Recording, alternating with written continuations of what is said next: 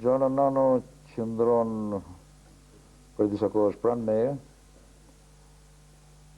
si një alter ego që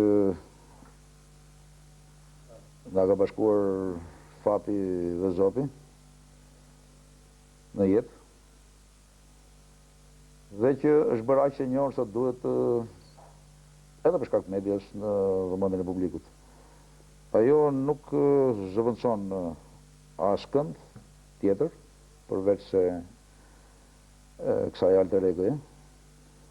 Dhe natyrisht nuk ka të bëjë fare me egot që i vishin Fatos Nanos për pushtet sot apo nesër. Dhe këtë përgjigje më lejoni ta ndërpres këtu sepse nuk dua që shoqëria maskullore shqiptare që, siç keni thënë ju, në një pozicion kurajoz publik i masakron femrat dhe personalitetet e tyre fshehura, të gjenden ndonjë deri të kapur dhe në marrëdhëniet e mia me Gjoanën për të bërë të njëjtën gjë.